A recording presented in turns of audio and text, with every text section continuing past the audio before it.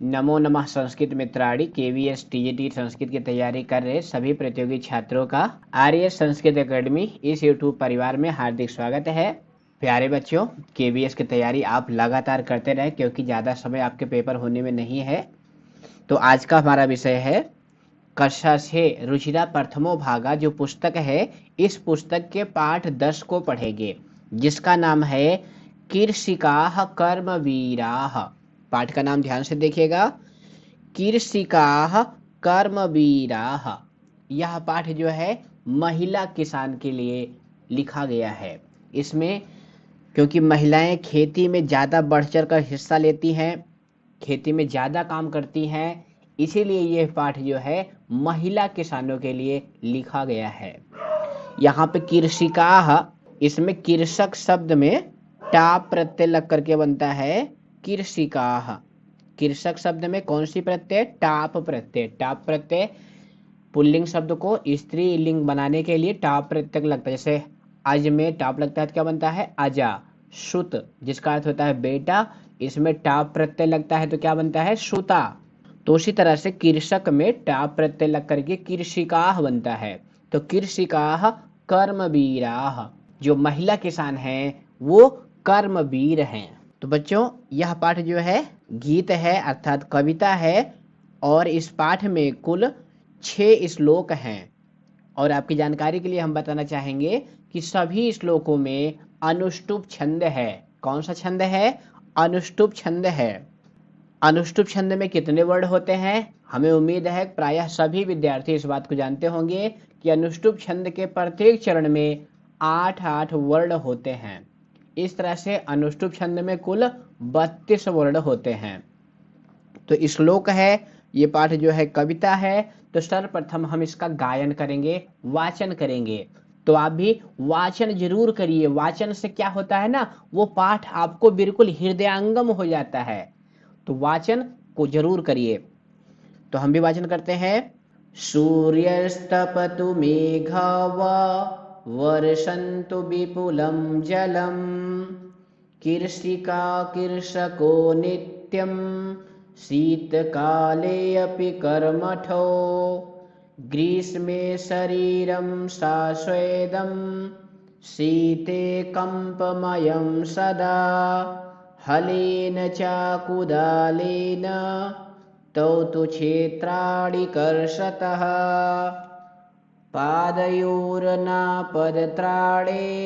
शरीरे वसनानि नो निर्धनं जीवनं कष्टं सुखं दूरे हि तिष्ठति गृहं जीर्णं न वर्षासु वृष्टिं वारयितुं क्षमं तथापि कर्मवीरत्वं कृषिकाणां न नश्यति तयोः श्रमेण क्षेत्राणि शस्यपूर्णानि सर्वदा धरित्री सरसा जाता या शुष्का कंटकावृता शाकमन्नं फलं दुग्धं दत्त्वा सर्वेभ्य एव तौ क्षुधातिर्षाकुलो नित्यं विचित्रो जनपालको। तो प्यारे बच्चों, यह इस पाठ का वाचन है। तो आप सभी श्लोकों का वाचन जरूर करें, इससे श्लोक जो है आपको याद भी हो जाएंगे। अब एक एक श्लोक की हम विस्तृत व्याख्या करेंगे और उसमें जो व्याकरण है उसको भी आपको बताएंगे। सूर्यस्तपतु मेघाः वा। अब यहाँ पर बच्चों जो वा है, यह विकल्प अर्थ है, अव्यय पद है। वा मतलब अथवा, अथवा मतलब विकल्प के लिए, क्योंकि कई बार प्रतियोगी परीक्षा के पेपर में आता है कि निम्नलिखित में कौन सा अव्यय विकल्प के अर्थ में प्रयुक्त होता है। तो जो वा है यह विकल्प के अर्थ में होता है। तो वा मतलब अथवा। तो सूर्य तपतु, अब यहाँ सूर्य तपतु लिखा हुआ है ना, तो यहाँ पे जो विसर्ग था सूर्य के बाद वाला, वह दंती सा में बदल गया है।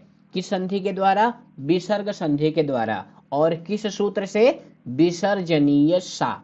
एक सूत्र है विसर्ग संधि में, विसर्जनीय सा, उस सूत्र से यहाँ पे विसर्ग को सा हो गया है। तो सूर्य तपतु, तपतु में तप धातु है, लोट लकार, प्रथम पुरुष एक वचन है। तो सूर्यः तपतु, सूर्य तपे, व अथवा मेघाः बादल वर्षन्तु, वर्षा करें। और कितनी वर्षा करें? तो कह रहे हैं विपुलम जलम, ढेर सारा जल मेघ वर्षा करें।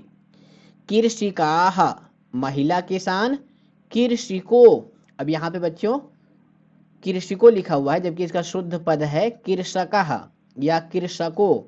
यहाँ पे कृषको जो है विसर्ग संधि के कारण, हमने आपको पिछली वीडियो में बताया था, एक सूत्र है विसर्ग संधि का हसिचा, तो यहाँ हसिचा के द्वारा जो है विसर्ग को ओ हो गया है, क्योंकि उसके बाद में ना है जो कि हस प्रत्याहार का वर्ण है। तो कृषिका कृषको नित्यम, महिला किसान और पुरुष किसान दोनों, नित्यम हमेशा, ये अव्यय पद है। शीतकाले अपि, सर्दी के मौसम में भी। कर्मठो, अपने कर्मठ है यानी अपने कर्म में लगे हुए हैं, अपनी खेती वाला जो कर्म है उसमें वो लगे हुए हैं। किस मौसम में? शीतकाले अपि। अब यहाँ पर देखो बच्चों, प्रथम श्लोक में तीनों ऋतुओं का वर्णन हो गया। पहले लिखा गया सूर्यः तपतु, सूर्य तपे। सूर्य किस ऋतु में तपता है बताओ बच्चों? ग्रीष्म ऋतु में। उसके बाद मेघाः विपुलम जलम वर्षन्तु, चाहे बादल घनघोर बरसात करें।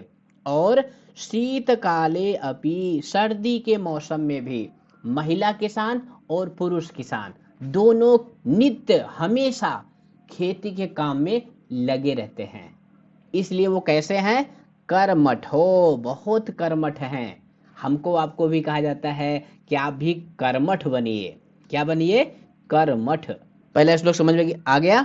दूसरा श्लोक देखिए, ग्रीष्म शरीरम सा स्वेदम, ग्रीष्म में, ग्रीष्म ऋतु में, शरीरम शरीर कैसा है? सा स्वेदम, सा स्वेदम में कौन सा समास है? अव्ययी भाव समास है इसमें। इसका विग्रह होगा स्वेदेन सहितम, यानी पसीने से युक्त है क्या? शरीर।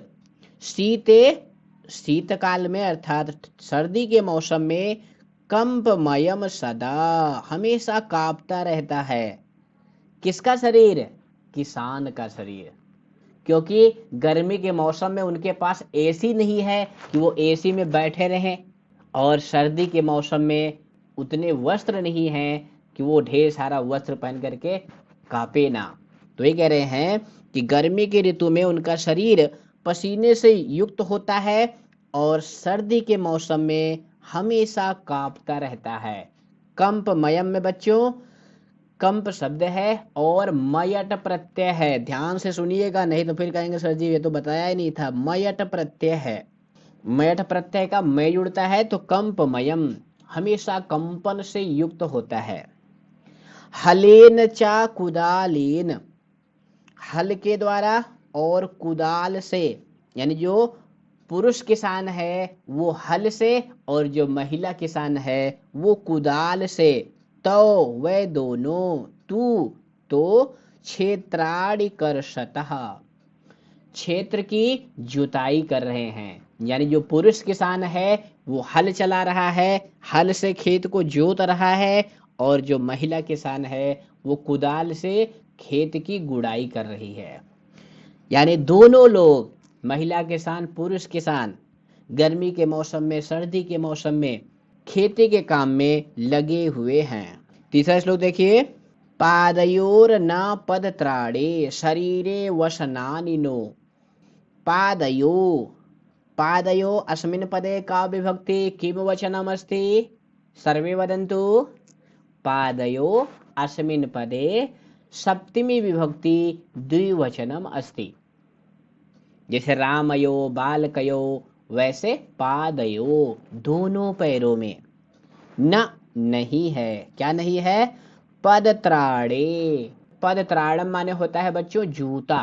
तो एक जूता तो कोई पहनता नहीं है, दो जूते पहनते हैं ना, इसीलिए यहाँ पे प्रथमा विभक्ति का द्विवचन है पदत्राणे। जैसे फलम फले फलानि बनता है ना, तो वैसे पदत्राणम, पदत्राणे, पदत्राणी, प्रथम विभक्ति बहुवचन बनेगा पदत्राणे। यहाँ पे पदत्राणे, इसमें प्रथम विभक्ति का द्विवचन है कि उनके दोनों पैरों में जूते नहीं हैं। शरीरे, शरीर पर, वसनानि नो, वसन अर्थात वस्त्र नहीं है। किसान के पास कहाँ इतने वस्त्र होते हैं, पैरों में जूते हैं नहीं है, फिर भी वो खेती के काम में लगा हुआ है। आगे देखिए, निर्धनम जीवनम कष्टम, अब उसका जीवन कैसा है, निर्धनता से युक्त है, इसलिए कष्टम जीवनम, कष्टपूर्ण जीवन है। सुखम दूरे ही तिष्ठति, और सुख तो उससे दूर ही रहता है।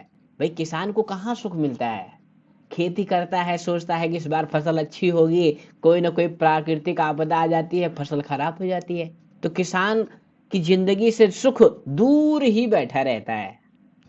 तो ये कह रहे हैं निर्धनम जीवनम कष्टम सुखम दूरे ही तिष्ठति, किसान का जीवन निर्धनता से युक्त है, कष्ट युक्त है, और सुख उससे कोसों दूर है। फिर भी ऐसी स्थिति में वो नित्य खेती के काम में लगा हुआ है। चौथा श्लोक देखिए बच्चों, गृहम जीर्णम न वर्षासु वृष्टिम वारयितुम क्षमम। अब उसके घर के बारे में बता रहे हैं। गृहम, जो उसका घर है वो कैसा है, जीर्णम, जीर्ण हो गया है, पुराना हो गया है, बुढ़ा हो गया है। अब जीर्णम पद जो है बच्चों महत्वपूर्ण है ये पेपर की दृष्टि से। जीर्णम में ज्री धातु है, ध्यान से देखिएगा कौन सी धातु है, ज्री। ज्री में दीर्घ री है और इसमें क्यत प्रत्यय है। ज्री धातु जिसका अर्थ होता है बूढ़ा हो जाना, वृद्ध हो जाना, इसी धातु में क्यत प्रत्यय लग करके जीर्ण बनता है। क्या बनता है, जीर्ण। अब यहाँ पे जीर्णम जो है गृहम के लिए विशेषण के रूप में आया हुआ है, इसलिए नपुंसक लिंग में प्रयुक्त हुआ है। तो गृहम जीर्णम, जो घर है बूढ़ा हो गया है, पुराना हो गया है। न वर्षासु वृष्टिम वारयितुम क्षमम, वृष्टि अर्थात बरसात को, वारयितुम रोकने में, क्षमम समर्थ न नहीं है। यानी वर्षासु वर्षा ऋतु में बरसात को रोकने में समर्थ नहीं है। क्या, किसान का घर। अब वारयितुम में तुमुन प्रत्यय है, कौन सी प्रत्यय है, तुमुन प्रत्यय है वारयितुम में। तथापि फिर भी, यानी इतनी सारी कठिनाइयों के होने के बाद भी पैर में जूते नहीं हैं, शरीर पे वस्त्र नहीं है, और जो घर भी है वो भी वर्षा को रोकने में समर्थ नहीं है।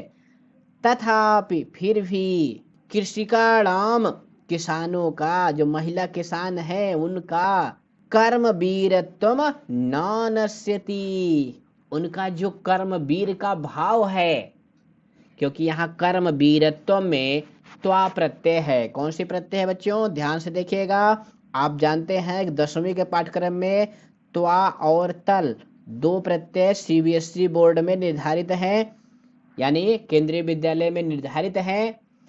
तो त्वा और तल इन दोनों प्रत्यय को उदाहरण जहां जहां पाठ में मिले आप बिल्कुल नोट करते चलें। तो यहाँ कर्म वीरत्व में त्वा प्रत्यय है, त्वा प्रत्यय का त्वा ही पूरा पूरा जुड़ जाता है, और त्वा प्रत्यांत शब्द नपुंसक लिंग में प्रयुक्त होते हैं। जहां तल प्रत्यांत शब्द स्त्रीलिंग में प्रयुक्त होते हैं, वही त्वा प्रत्यांत शब्द नपुंसक लिंग में होते हैं। तो यहाँ पे कृषिकाणाम कर्म वीरत्वम, जो किसानों का कर्मवीर होने का भाव है, ये सारी कठिनाइयां उसको नष्ट करने में समर्थ नहीं है। निर्धन है, सर्दी में कांप रहा है, गर्मी से पसीने से तरबतर हो रहा है, घर जो है जीर्ण शीर्ण है, फिर भी वो अपने कर्म से विचलित नहीं हो रहा है, वो लगन के साथ खेती में लगा हुआ है। ऐसे कर्मवीर हैं हमारे किसान। आगे देखिए, तयोः शर्मेण क्षेत्राणि शस्य पूर्णानि सर्वदा। तयोः अस्मिन् पदे का विभक्ति, सर्वे वदन्तु। तयोः अस्मिन् पदे षष्ठी विभक्ति द्विवचनम अस्ति। मूल शब्द कौन सा है, तद। तद शब्द का षष्ठी एक वचन में बनता है तस् तयो तेषाम। तो यहाँ पे तयो में जो है षष्ठी विभक्ति द्विवचन है। तयो उन दोनों के, श्रमेण श्रम से, मेहनत से, क्षेत्राणि खेत को बच्चों संस्कृत में क्या कहते हैं? क्षेत्र। ध्यान दीजिएगा, जिसको आप हिंदी में खेत कहते हैं उसको संस्कृत में क्षेत्र कहते हैं। और क्षेत्र शब्द नपुंसक लिंग का है, क्षेत्रम, क्षेत्रे, क्षेत्राणि। तो उन दोनों की मेहनत से जो खेत हैं वो सर्वदा हमेशा कैसे हैं? शस्य पूर्णानि। शस्य माने क्या होता है बच्चों? फसल।